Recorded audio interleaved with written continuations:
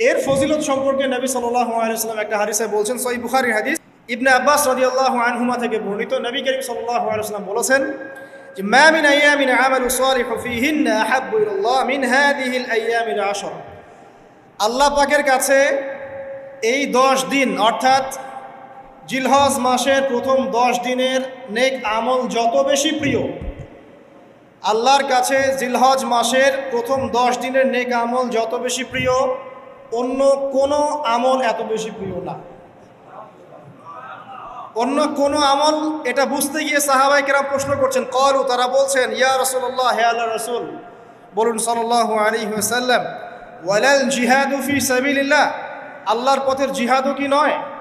আমরা তো জানি ইসলামের সর্বোচ্চ চূড়া হচ্ছে আল্লাহর পথের জিহাদ।